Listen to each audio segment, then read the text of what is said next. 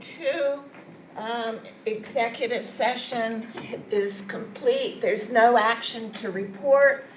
I'm calling the business portion of the meeting back into order. And let's see, we're going to start with the Pledge of Allegiance. And Ms. Johnson, can you read it? I pledge allegiance to the flag of the United States of America and to the republic for which it stands, one nation, under God, indivisible, with liberty and justice for all.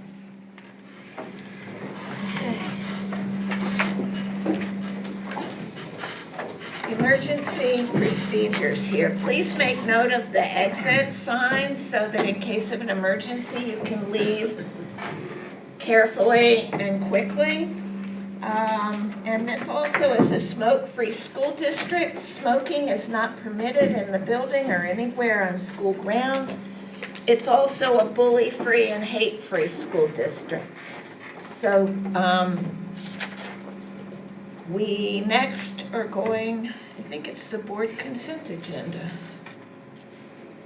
And I'm going to take an omnibus motion if there could be an omnibus. No, you need to pull out I need item to number pull 1. out number 1, pull out C1, and we will now have a motion to approve items C2 through C17. Is there a motion? Ms. Belize, a second. Ms. Aruda, any questions or discussion? Yes, Madam President.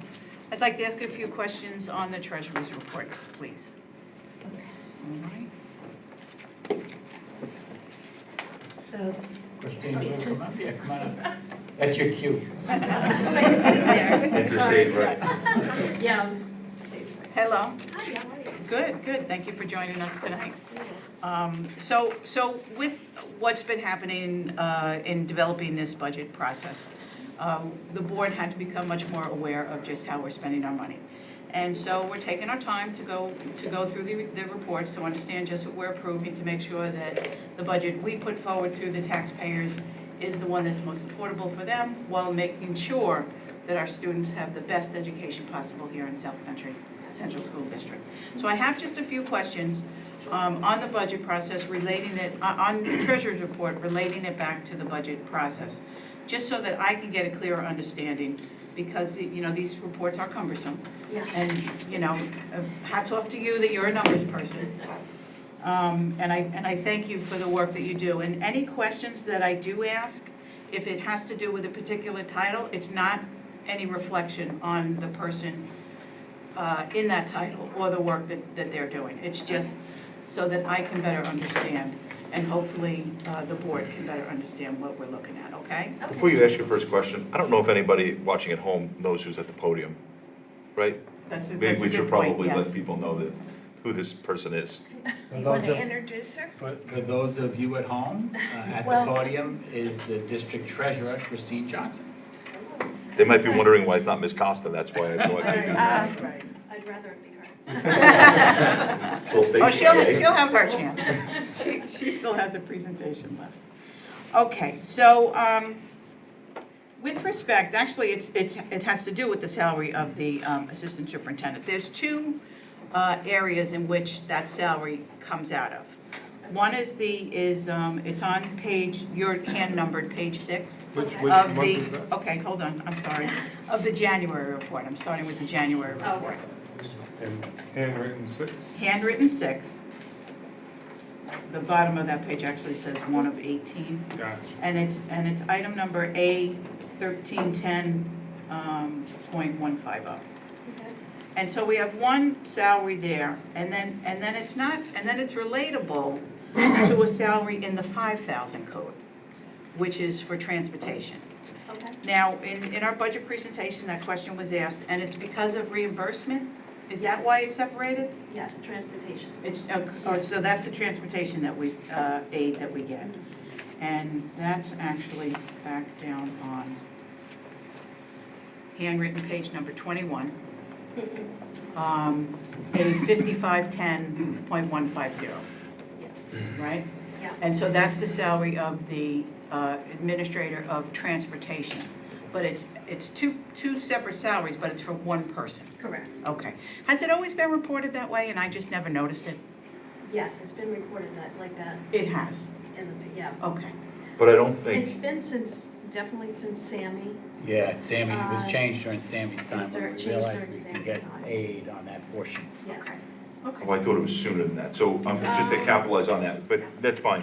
But the salary for assistant superintendent for business, the portion that's aidable, that was what we did back when Sammy was Yes. here? Okay, I thought it was later than that, but okay, thank you, sorry. And so that would be the $30,250? Correct. Okay. Okay, so that was the first question. Then when we're looking at conference travel, that would be on handwritten page 7, item number A1430-475. Okay. Conference travel, assistant superintendent of HR. It's listed here as 500. In the previous year, it was listed as 500. In the upcoming budget, it's been raised to 1,000. Yet, according to the report here, there's been no expense. So do we know why there was a request to raise it to 1,000? No, 'cause pretty much I put the reports together from the data that's given. Okay. The budget is put in, and then any expenses goes through the purchasing agent, the accounts payable, Mhm. the claims auditor.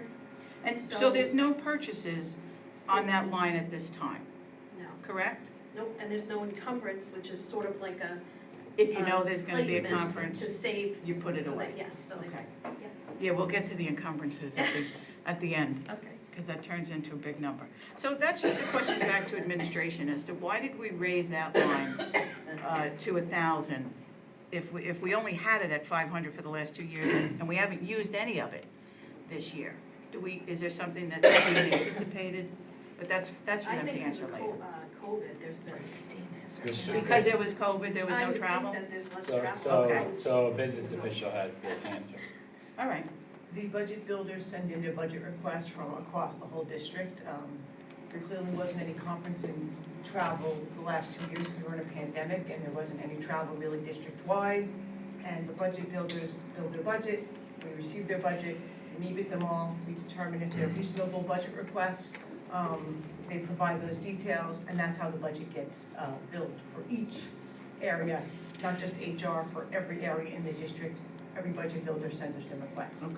Okay. And that isn't really something that the treasurer is involved in, at all. Okay, all right, thank you. So with respect to fuel oil, we keep hearing that, fuel costs are increasing and it may affect our budget. On handwritten page 8, item number A1620.454, fuel oil.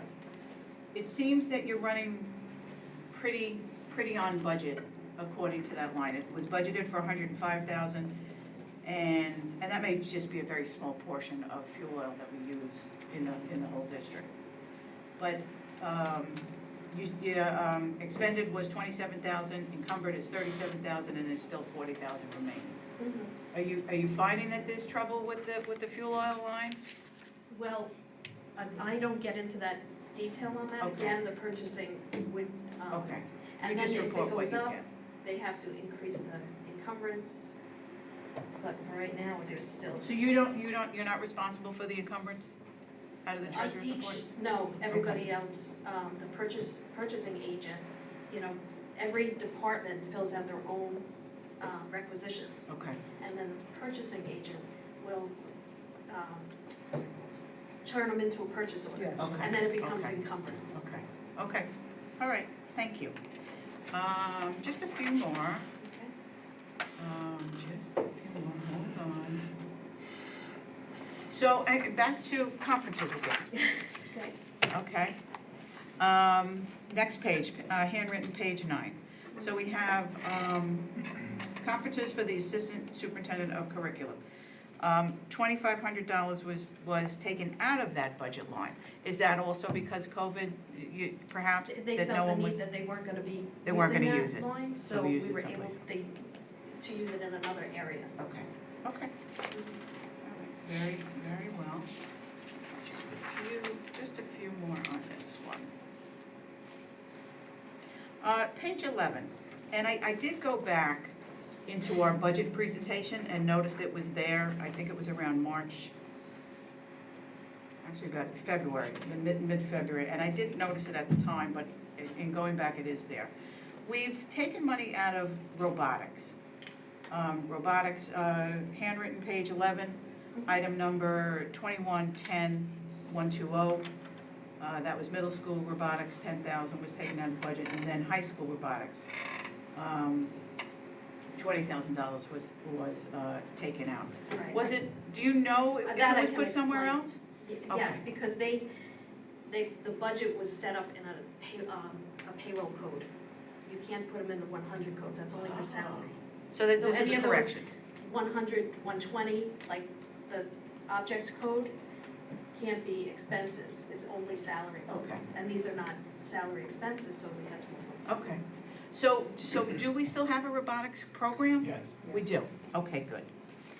All right, good. So then that's why that was taken out. Mhm. And Ms. Costa, so that's what was reflected in the original budget presentation? This adjustment? Yes, the robotics department is buying supplies, and it's not for a person stipend, it's really for supplies, and we had to move it to a supply code. Okay, good. So just say that again about salary and equipment. This was an equipment line? No, salary. The salary. This is a salary line, but you can't have equipment come out of If the you salary see line. after the 2110.120, that 120, Yeah, those are salary codes. okay, Anything with those 100 are salary codes. got it. So the only thing that can come out of there is anything with salary, and these are Okay. for supplies, so that's. All right, well, thank you for that. And I actually think that was it on- yeah, that was it on that report, except I just want to go to the encumbrances, as you've mentioned.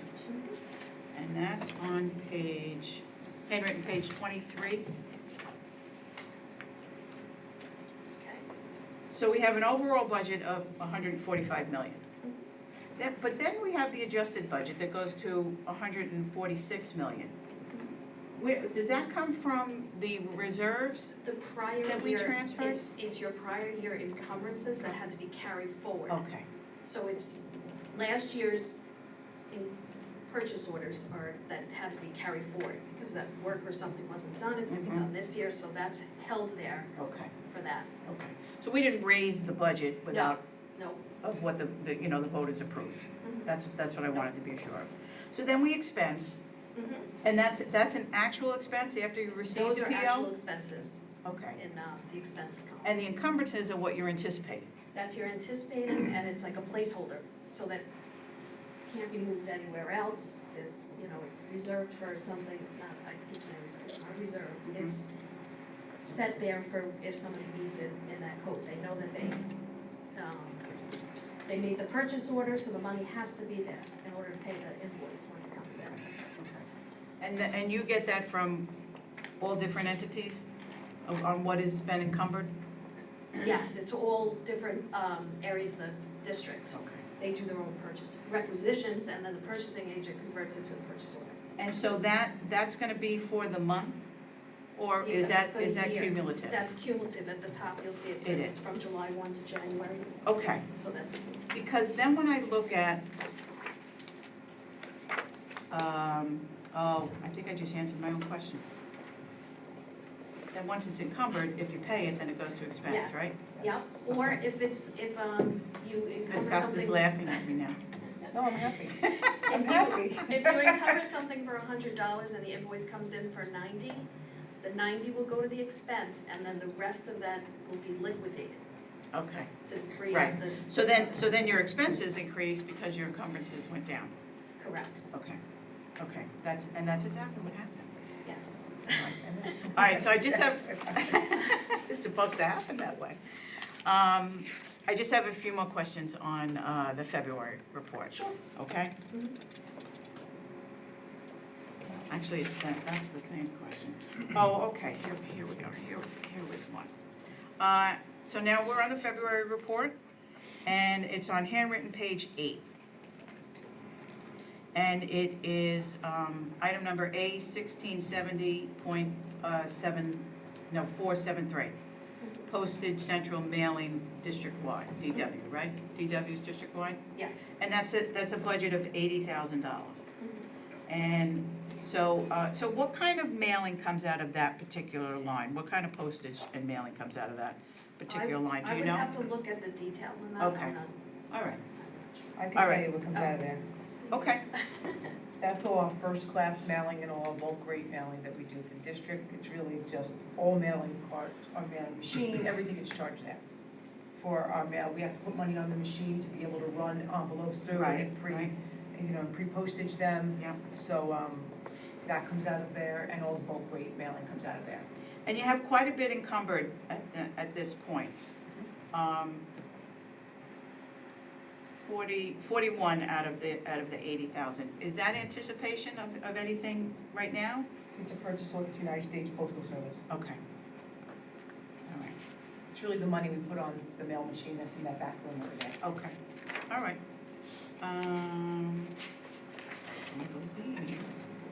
That was it. Yeah, robotics came up again, but we just spoke about that.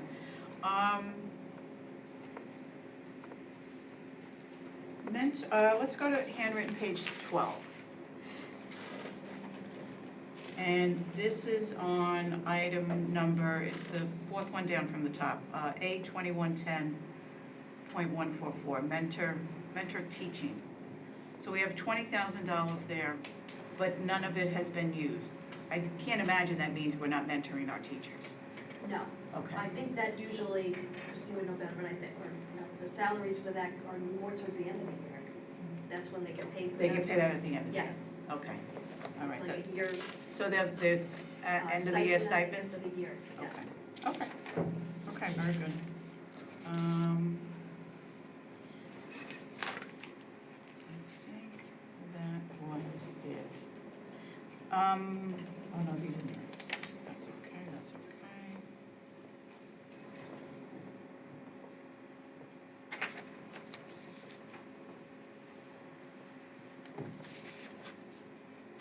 That was it. Thank you very much. Thank Unless you. anybody else has questions. Thank you. Okay. Thank you very much, and thank you for being here. And I liked hearing you talk about splitting the salary to get some aid in. Yes. So you were stretching our money by having it done that way. Yes. Thank you for that. Thank you, Madam President. Okay, if there are no further questions or discussion here, all in favor of approving items C2 through C17, raise your hand, it's unanimously approved. So now we'll go back to item C1. Is there a motion to approve C1? Ms. Aruda, a second. Ms. Felice, questions or discussion? Seeing none, all in favor of doing this? Approving it?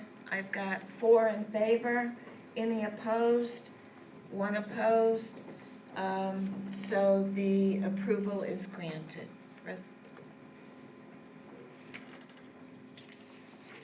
And next, Dr. Gianni, we're up to you on superintendent's report. Okay, thank you. I'll start off with our COVID report. As of today, we have 874 known positive COVID-19 cases that have been reported to the district. These 874 reports include 248 faculty or staff members, and the remaining 626 are students. We have arranged through our school attorney a presentation on pilots, or better known as payments in lieu of taxes to the school district. This informational presentation is scheduled for our May 18th Board of Education meeting. And then on Tuesday, April 26th, I will be having lunch with some of Mrs. Bevins and Mrs. DeVito's 7th grade students. I was visiting their Generation Citizen class who were engaged in a project on school lunch. So I offered to have lunch with some of the students, and they took me up on it. So we're going to have that lunch and hopefully better understand some of the concerns that the students have. I will gladly report back to the board after that is. I was hoping for for a pizza day, but I don't think that's going to happen. I think you have some pull to change that. I don't think they want me to eat the pizza, I think it's something else. Congratulations to Bellport High School Student Council, who has been recognized by the National Student Council as a 2022 National Gold Council of Excellence. Recognition is for modeling of quality for which other student councils should strive to become. Congratulations are in order to Ms. Ellen Hoffman, the advisor, as well as all of our student council members. Congratulations are also in order for our music program, who has once again been recognized as a best community for music education. To receive this recognition, South Country demonstrated outstanding achievement in its efforts to provide music access and education to all students. We are one of 738 school districts from across the nation to earn the award, and congratulations are also to our music faculty and all students participating. And then I'm going to end on a downer. As you may recall, we had one snow day this school year, January 7th, and as a result, school will be in session on Tuesday, May the 31st. And that is all I have. We It's the will last time we've actually had that we day. will send been a notice long out time.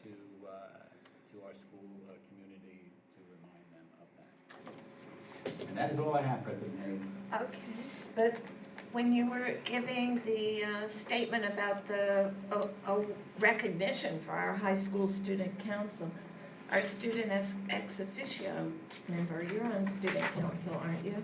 Yes. And what is your Did I title? steal your thunder? No, it's all right. Student council president. There. Okay, so, There you go. thank you for that. All right. Trustee and advisory committee reports. Nope. Just real quick, the Cinderella play was fabulous. I attended the afternoon performance on April 2nd. The cast, the pit, the crew, administration, everybody involved. It was just a fabulous performance, so hats off, bless you. Hats off to everyone involved. It was a really wonderful performance. Then the Evening of Excellence was also, very, very well put together, and a nice way to honor our students and also our faculty. That is a wonderful little event that our district puts on for students to honor their past educators, and it was really, really a pleasure to be there. And then finally, I attended the Bay Area Friends of the Arts over in Sable. They had an art exhibit, a student art exhibit, and I go to their art shows a lot because they feature a lot of women sharing art, which I like to see. And unbeknownst to me, there were several of our students that were in this particular show, one of which received the Best in Show award winner for a self-portrait. So there were six Bellport students who were there, and of five of them, they got awards. Two of them got the highest award. One was the Jacqueline Palmer Award for the self-portrait, and the same person won the Best in Show award. And then there was another scholarship winner for digital photography, and this one was a self-portrait, a painted portrait. And the students and their families were there at the time, and it was a beautiful, beautiful art event. So congratulations to our students who were in that particular art show. Are the students who won, they got a scholarship? Is that what you said? Or It appears to me that's what it is, because it says scholarship winner, yes. got it, interesting, wonderful. Yes. Yeah. So I'll second what you said about Cinderella and also Evening of Excellence. And the thing I particularly liked about Evening of Excellence was looking at the camaraderie and sense of community among the students. While they're in the audience, and each one was called up, but the group of friends was also supportive, and it was nice to be there. And I also attended a webinar from the New York State School Boards Association today, about the enacted budget analysis that will be available. They're sending a link so that you can watch it, recorded, and also PDFs of the PowerPoints that they have. So our New York State School Boards Association does have their advocacy wing that talks to the legislatures to try to get changes made at the state level. And it's good to hear this kind of presentation. I just wanted to bring you up to date on that. And the next thing would be Bryn. The Student Council raised over $1,000 in cash for the Red Cross relief efforts by selling ribbons and cash donations. Along with that, we donated over 15 boxes of supplies, plus blankets and sleeping bags, as well as coats. We donated these items to the Ukrainian Catholic Church in Riverhead. We had donations from all over our district, from central office, every school, South Haven, and community members. Dr. Gianni, we were wondering if there's a way you can post a message going out to the community thanking them for their donations, because we wouldn't have been able to do it without them. Sure. You wanna give me something? Or Yeah. yes, sure. Okay, thank you. And tomorrow we will be having our academic Jeopardy between the grades. This is the traditional end of Spirit Month activity. Mr. White, along with Mr. Feltman, will be coming back to help out.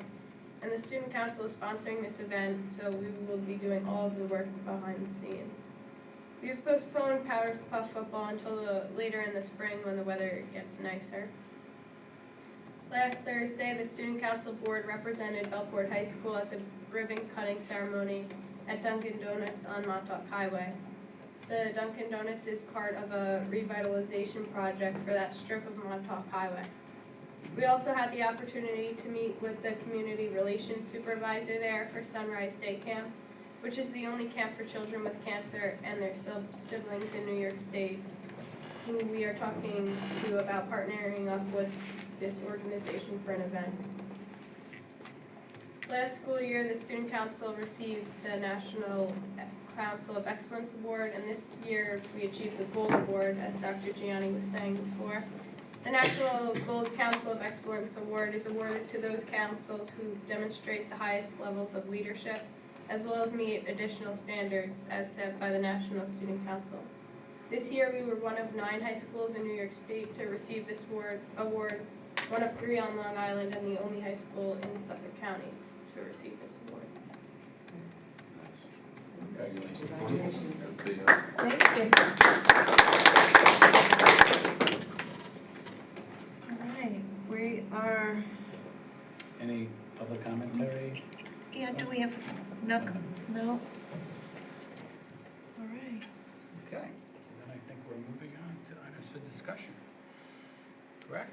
Yes, we got the budget Yes. presentation. Our first item for discussion is the 7th in series budget presentation, and it is our budget adoption.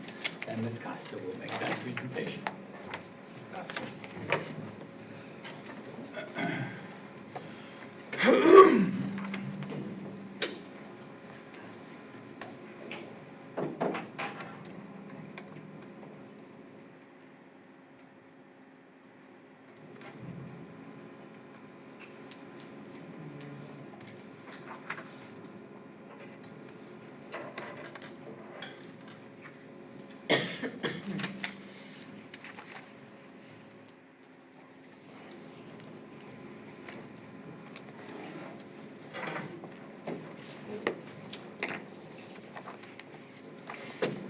Or if you turned it on, it worked. Okay. You good, Dan?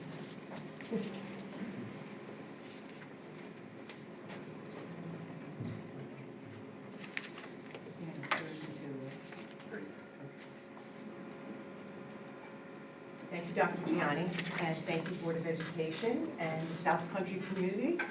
We're here tonight for our budget adoption presentation. All right, so tonight, we're going to finalize and adopt the budget, and we're also going to adopt the property tax report card. The property tax report card has to be filed 24 hours after the Board of Education adopts the budget. Here we are, we'll do that by tomorrow. All right, so from our last meeting to today, we all know that the state was delayed in finalizing their state budget this year. It's due March 31st by close of business, but it wasn't finalized until just the other day. And here is our final state aid run. You'll see on the left-hand side is our prior year state aid. In the center is the governor's proposal, which we had on January, I believe, 18th. And this is the final adopted budget. This is what's changed from the governor's proposal to the final.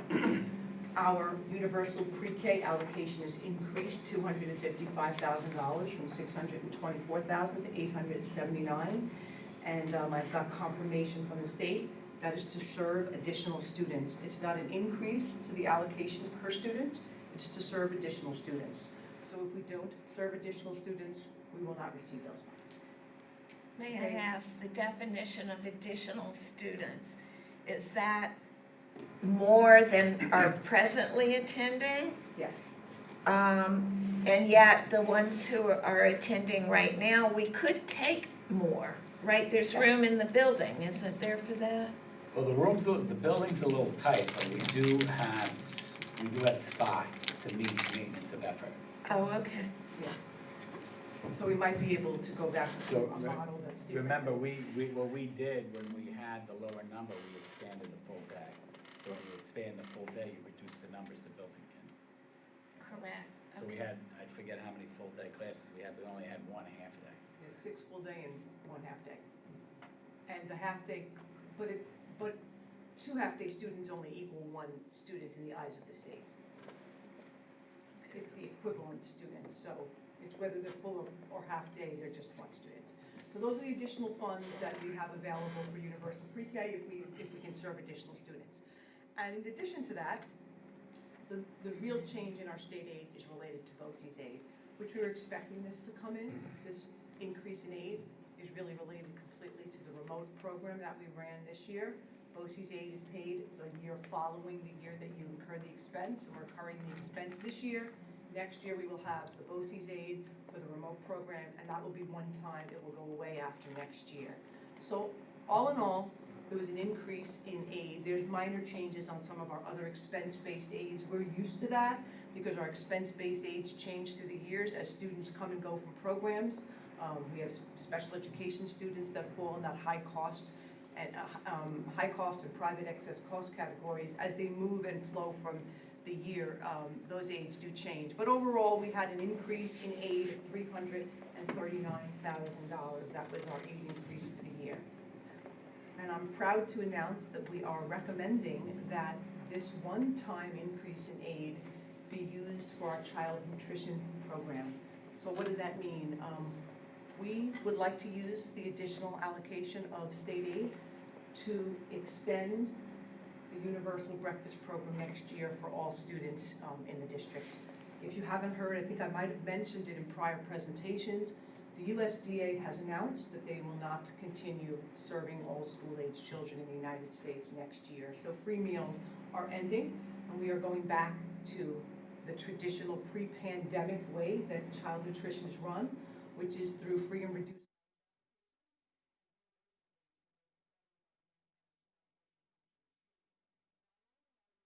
free meals for all students. They are also decreasing the reimbursement rates to public education entities in the state, across the country, not just the state of New York.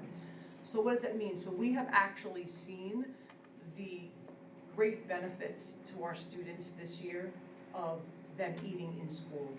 And I know personally, I have a saying that nothing can happen if the most basic needs aren't met. Nothing great can happen. So this is a one-time revenue source due to the fact that it's related to our remote learning program, but it will allow us to smooth our way out of the pandemic, help all of our families be able to know that their children can eat breakfast in the district. And it also will address some of the real strains that the child nutrition program is having. Just to let you know, I just had a meeting yesterday for about 3 hours with our provider, and there really are significant supply chain issues in food in the country, and it's affecting child nutrition. And in addition to those strains, we have to negotiate another contract, and as you heard yesterday, the inflation rate has ticked up again to over 8%. It's going to be a difficult negotiation with Whitson's as we move into a one-year contract negotiation next year. But nonetheless, we see the benefits of a breakfast universal program. We will continue in the classrooms at the elementary level, and it'll give us a year to smooth out, help explain to our parents that everyone has to fill out free and reduced lunch applications. It's important. I may not have shared with you, but I think it came up in budget development. We've partnered with a company called Healthy New York. It's on our website. They help families fill out the free and reduced lunch applications in the language of their choice, and just to help them if it's difficult, and that's already ongoing. And we also spent this year of the pandemic, when we were feeding all students, which means we had a little less administrative paperwork to do for child nutrition, we rolled out an online free and reduced lunch application on our website. We never had that before, it's all paper. So we've done we've done some building backwards so that we can hopefully come out of this pandemic, because all districts are slightly concerned that people haven't had to fill out this paperwork, and now they're gonna have to. So we're going to have a transition period. Yes, Mr. Trent. So, Ms. Costa, to be clear, this is breakfast and lunch free? Just breakfast. Just breakfast. Fiscally, this will cover breakfast for all of our students. It's a much larger price tag for lunch. Do you have any idea how much that larger price tag would be? It's double this number. So, Not double 300, like an additional 600 or more. And we don't know how we're going to do initially. There's going to be a lot of outreach needed to make sure our families are all filling out applications. Because if you don't fill out applications, we then can't even realize reimbursement from the government. But no one's had to fill them out for the last couple of years. So it's going to be a transition for our families. And we're going to have to work with them starting early.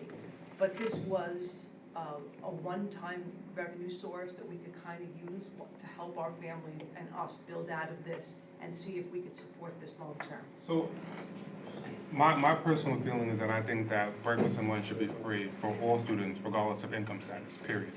And I would like to see that moving forward. But for the time being, this is just for breakfast. Yes. And that's, 339, is that, okay, the whole thing? Our estimate is a little less than that, but just so you know, Mr. Trent, there are a lot, we have not negotiated a contract.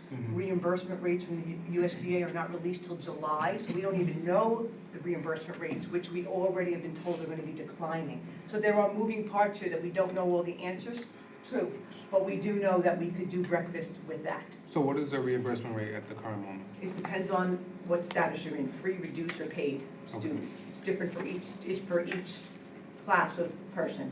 And we're looking for our parents to fill out that form for free reduced lunch this year, even Fill though. it out next Or year. next year, even though, We want it from everybody. okay. We want to see, where we are. There's lots of things people think that they maybe don't qualify, and they may.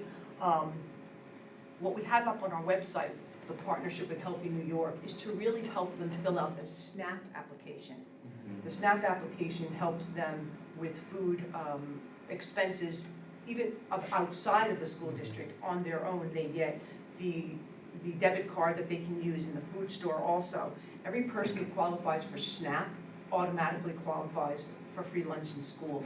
So this helps our families not just in school, outside of school, and that's called direct certification. And when our families are directly certified, we don't really need a free lunch application from them. We get that feed of data directly from the county, and we know that family.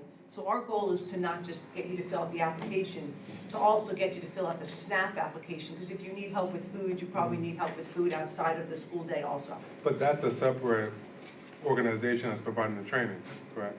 They are funded by federal dollars and a federal grant, so they're missioned with helping families fill out the SNAP application, because I didn't bring the data with me, but when I met with them, I was shocked at some of the statistics, and I can get you the more exact statistic that they said, but there's like 20% of the people who qualify for SNAP benefits don't even ever fill out an application. So So when. we're trying to reach them, we're trying to reach all of them as best we can. Mhm.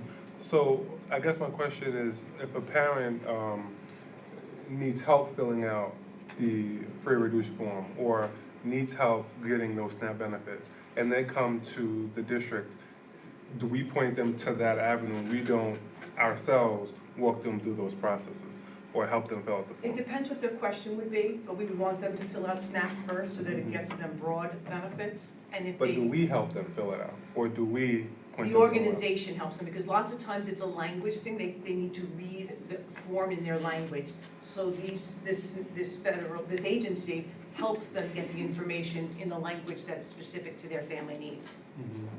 So that's what that organization does. And then if they called us directly and needed help with the application, which we provide in Spanish and English, if they needed further help, of course we would help them. Like if they weren't going to fill out a SNAP application but needed to fill out the free and reduced, we would help them. Okay.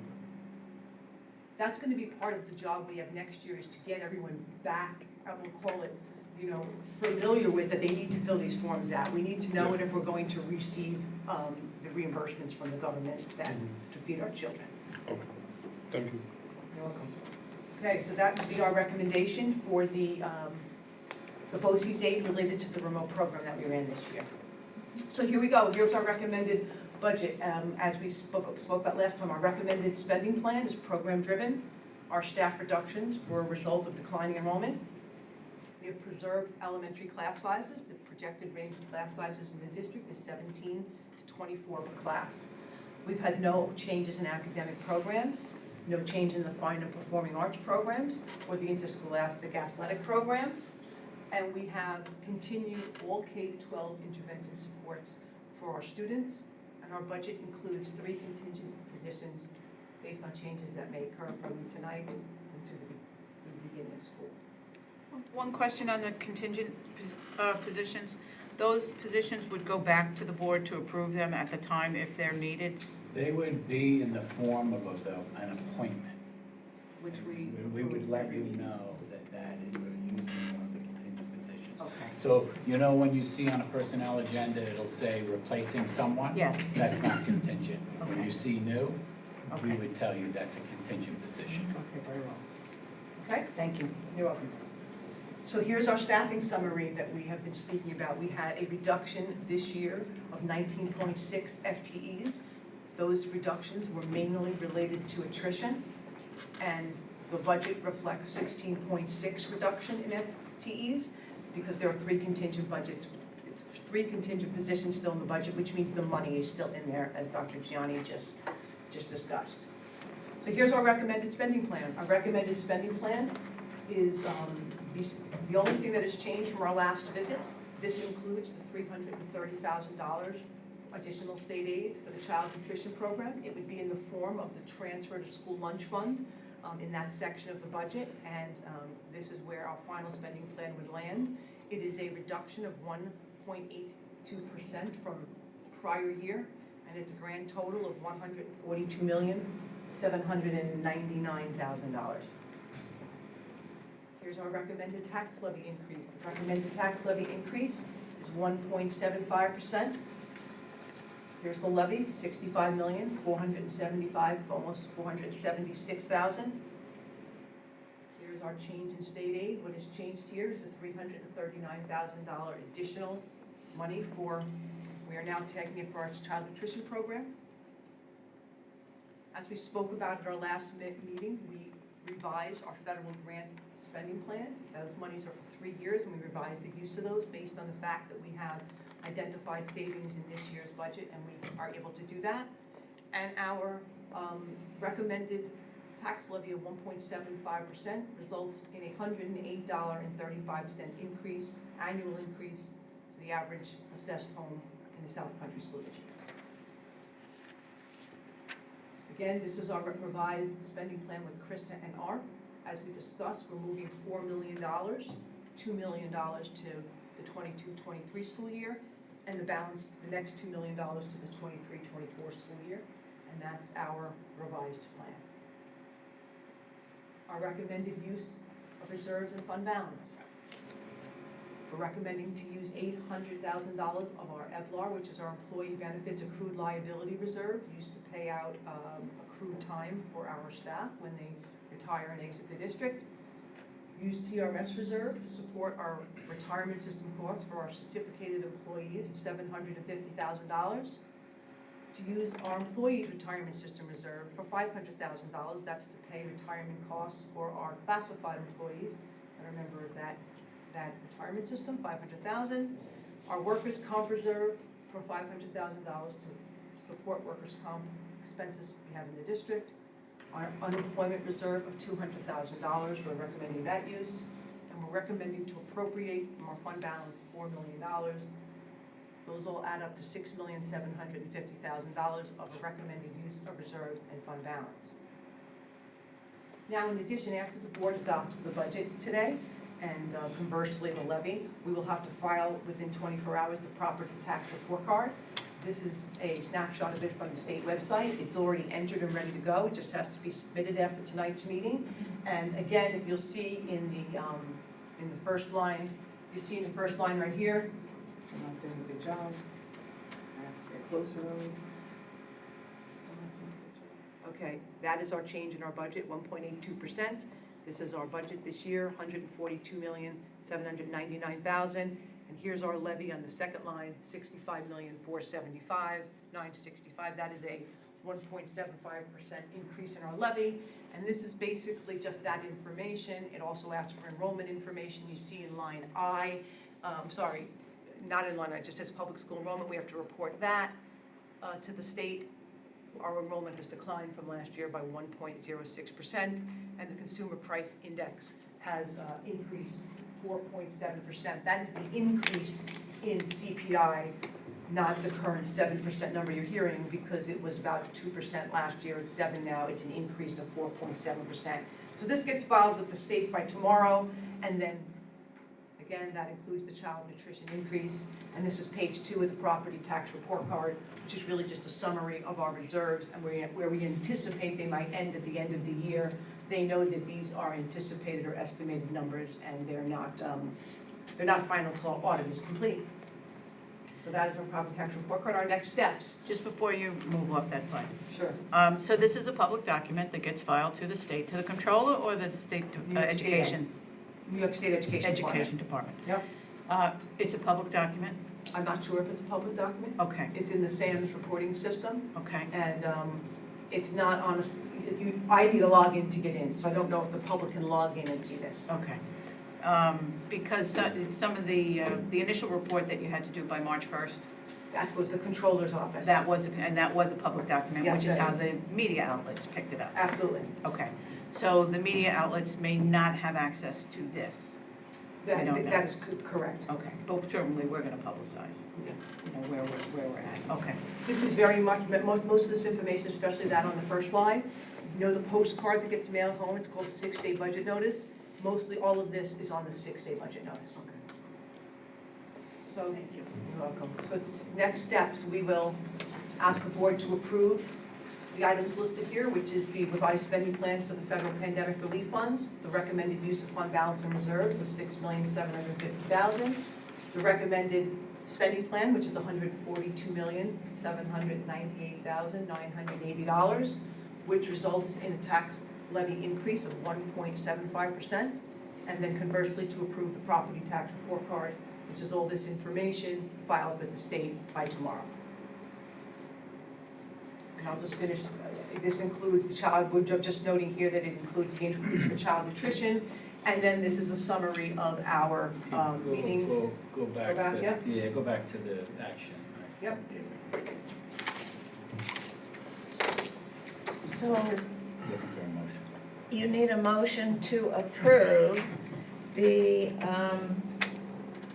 revised Chris's spending plan, the revised ARP spending plan, use of fund balance and reserves, and the budget spending plan, and recommended tax levy increase. Yes, that's one. Okay, is there a motion to approve those items? I'd Ms. like to Felice, I'd like to make that motion. and second, Mr.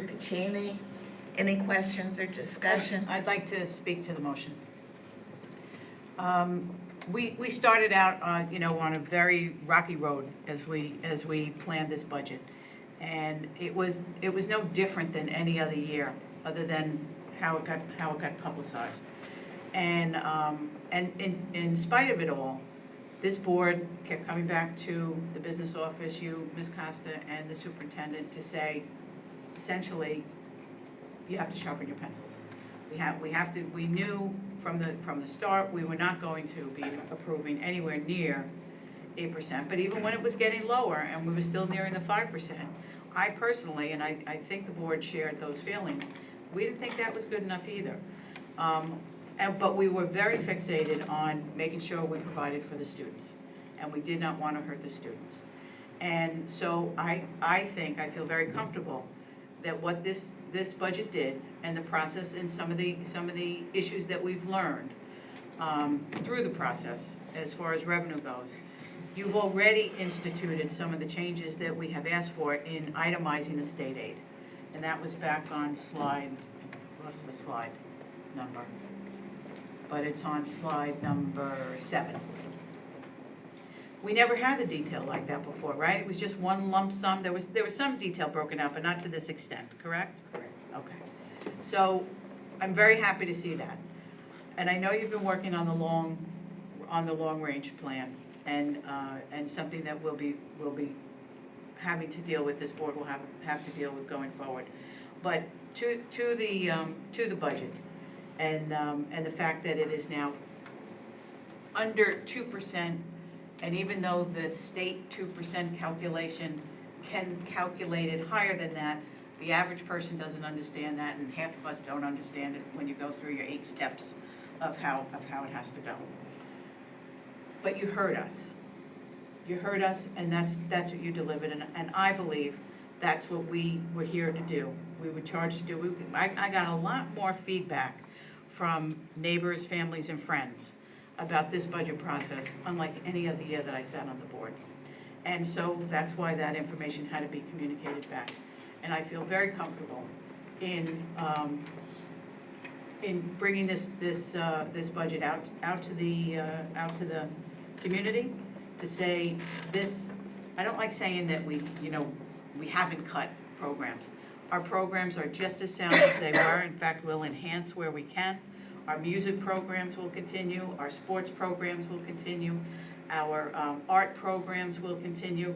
Our students will get awards that we just announced tonight, just the same way that they have always been as a result of the work that was collectively done here. So I want to thank you for the work that you did. I want to thank the superintendent for the work that he did. And I also want to thank you for committing to do the road shows. Those should still be done with the PTA. We have the big, we need to advertise the big public hearing that'll be at the middle school or the high school? The middle school on May 4th. And if those people who want to come down and look at it further can do that. But I also want to comment on the community organization, the civic organization, Miramar, that invited our district there. And there were a number of board trustees present that night to witness it. And you gave a wonderful presentation, in spite of some of the odds that were at that meeting. So I just want to thank you and everybody here for the work that they did. Thank you. As well. I want to echo some of what Ms. Felice said. I think my first budget 10 years ago was described as, you just watch sausage get made. You never really want to watch that process. You like the outcome. And this one was no different. And I also think it was that time too, I think the business official had said, it's never really great when the community knows who the assistant superintendent for business is. Sometimes it's usually a little better when you fly under the radar. But I personally want to thank you for your efforts. I know it was a difficult budget process. I know this was a bit of a unique budget process, and the same goes for Dr. Gianni. It is difficult, and if I could say anything to the community, and I hope to speak this louder every time, and as we get close to next year, is to just be mindful that the budget process has a beginning, a middle, and an end, and to not panic, because I think somebody said it earlier. We've been here before with gaps like this. We were here last year or 2 years ago, we had gaps. This one is a little different, there's no two ways about it. But there's a process, and we just have to follow through on those processes so that we don't, forget to dot an I or cross a T, or check a box and make sure that we're looking at efficiencies, because I think we always are. And it's a frustrating and emotional process, I think, for the board members, because I say it all the time to administration, we live here. You don't, you get to leave, you don't get to see it in the deli, at the gas station, at CVS, or the supermarket and stuff like that. So I know it was tough on me, and I'm sure it was tough on my fellow colleagues. I don't see any reason why this budget wouldn't be supported by the community. And that's not to say that we don't have challenges long-term, and I think, as much as the word transparency is always talked about, that's transparency. We're telling you right now, it's gonna be a rough couple of years, maybe as far out as 10 years of difficult work that the administration and the board are gonna have to do to maintain, quality education, and there's a lot of pitfalls coming up. I personally am comfortable with the prospect of how that will go. I just hope that the community has patience and they're willing to come out and come here or reach out to us and ask us questions. Don't just assume what you saw on social media is right or is factual. We didn't buy nobody's getting a free helicopter ride. There's no helipad in the back of the high school or the central office for administration. Nobody's going on vacations and things like that. There's efficiencies, but when you follow this process, and it's difficult to do, I've been doing it a long time, and I learned a lot of new things about budgeting this year that I never thought I would learn about, because of some of the things that come up. So be mindful of what you hear in the community. Make sure you understand that it's a long process. It's difficult to follow, even for us that are here, following it every step of the way. Ask questions, come out, be informed. Please don't make assumptions. Let us go through the process. And I think you saw that happen here. And there's a big difference between 7.76 and 1.75 where we are today. So again, regardless of how the vote goes, I'm optimistic it's going to go favorably. But I think the administration deserves a tremendous amount of credit for what they've done here and what they've endured. And that's just not the two, right? Assistant superintendents, a lot of administration and staff are involved in building this budget. And I don't know who they all are, so you can all thank them tomorrow for me and I'm sure for the rest of the board. So again, thank you. I'll shut up. And I thank you too, for how the process, as rocky as it's been. We got hit with a lot of misinformation being spread in the media and social media right from the beginning. But you kept us on the path of doing the presentation, and you recognize that what we are is an educational institution, and part of what you're doing when you do the budget presentation is educational. It's educating us, it's educating anybody who's listening about the budget building process. And, starting out from the beginning with the calculation of the tax cap, there was a lot of education that had to go into that, because in the general sense is, it's a 2% tax cap. No, it's not. Even the basic tax cap that you start off with, there's a whole formula for it.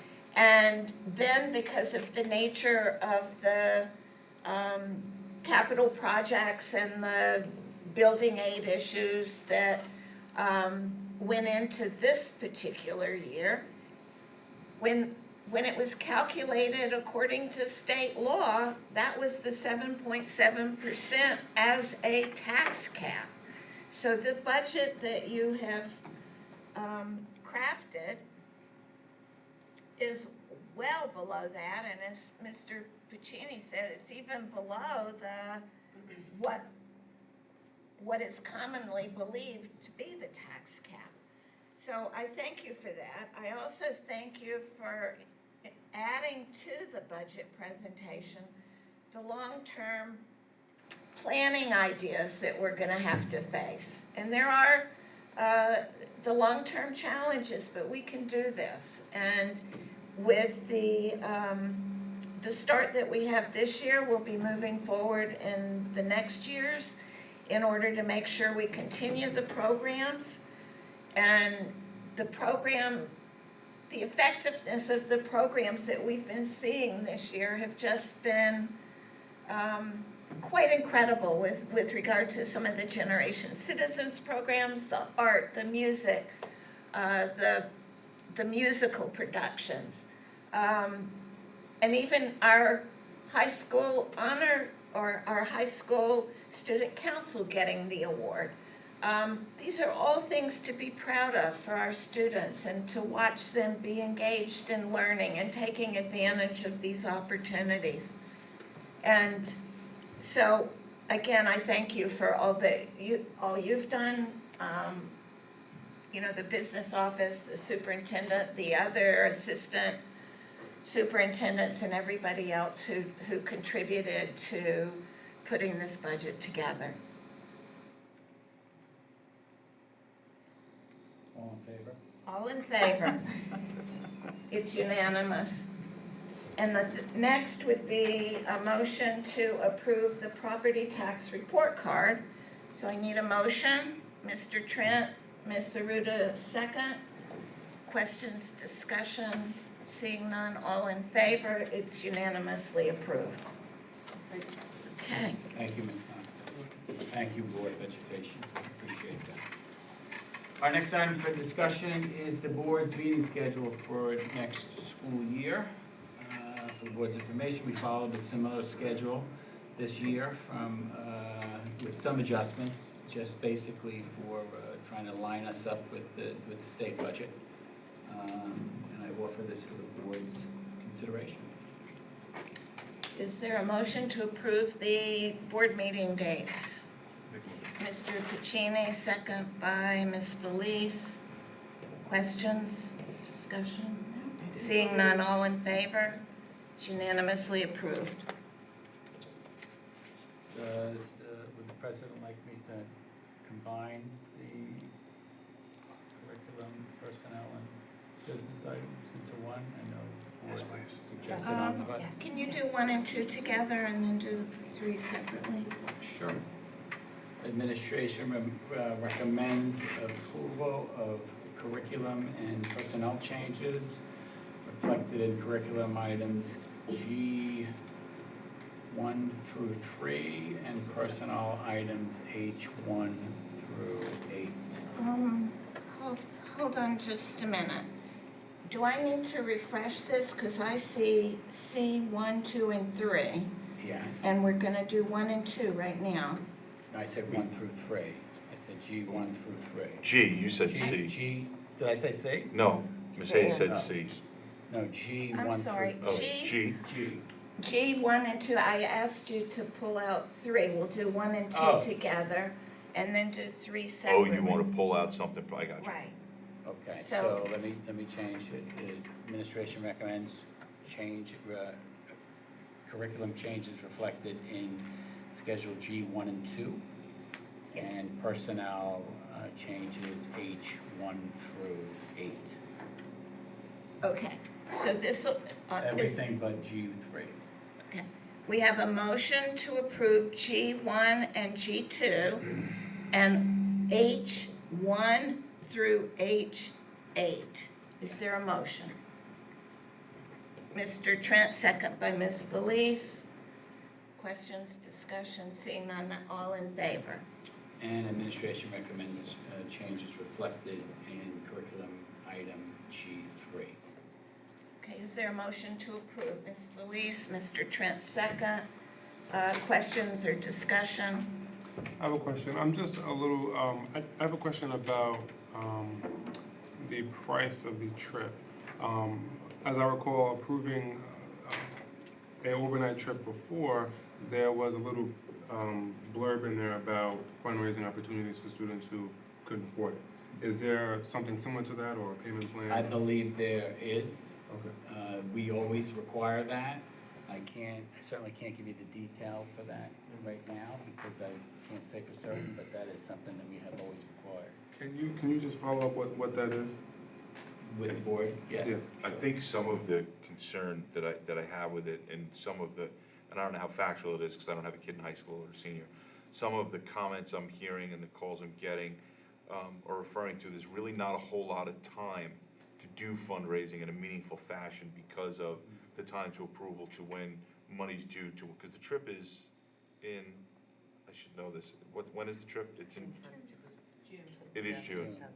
It's in June. 10 through 12. But I think the commitments are a lot sooner, and I think I read something that if they don't get 50%, The short time to commit, if you don't get a certain commitment, the trip's off for everybody.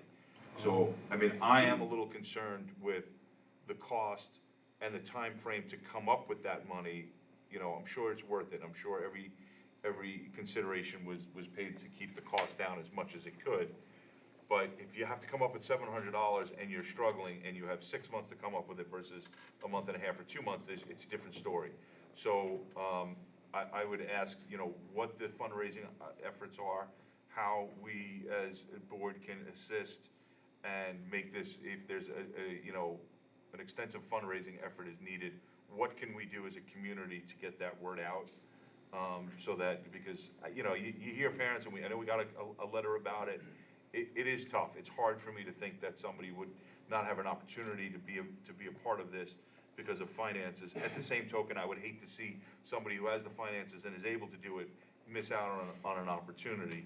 So, I would just like to kind of understand going forward what some of the, you know, some sort of progress on how those efforts are going and what we can do to help.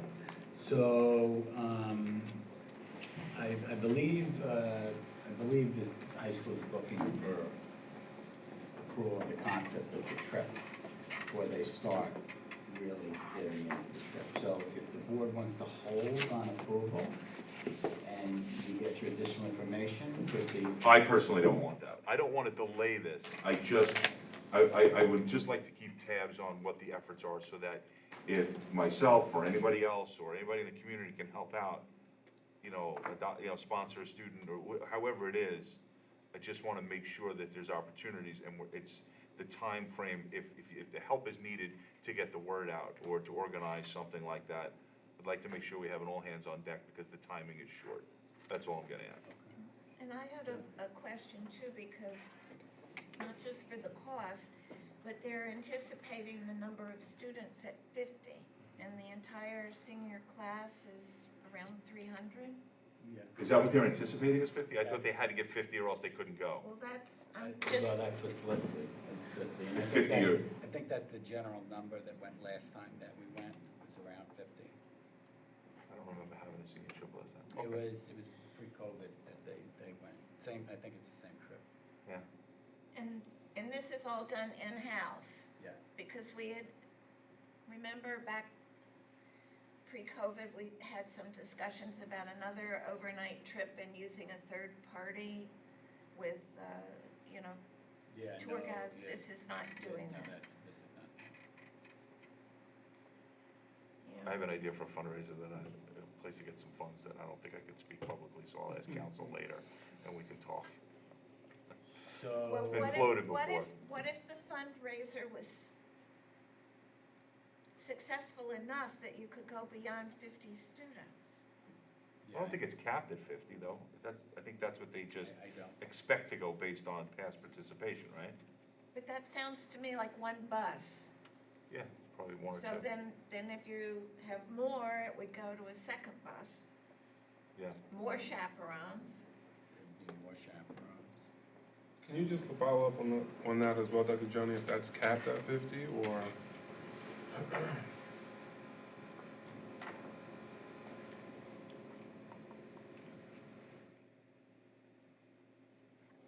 I mean, senior year is expensive enough on a parent. So it really is. By the time the caps, the gowns, if you're having a party, then it's, Fundraising opportunities and capped at 50. So is the cap, is the cap, a reason for the board not to approve the trip? not for me. Well, Okay, so what we can do is you could approve it this evening, and if you're not happy with the response in those two items, you could rescind it next time, and I would communicate that with the high school. Okay. I'm fine with that. So We had the motion, it was seconded, we've had some discussion. All in favor? It's unanimous. Okay, and now moving to business items. The administration recommends business items changes reflected in schedules I-1 through I-10. Is there a motion to approve business items I-1 through I-10? Ms. Aruda? There's Ms. Felice, questions or discussion? Seeing none, all in favor? It's approved. And Thank you. I think there's no cards for public commentary, correct? Thank you. Okay, closing remarks by board members. We'll start with Ms. Johnson. Okay.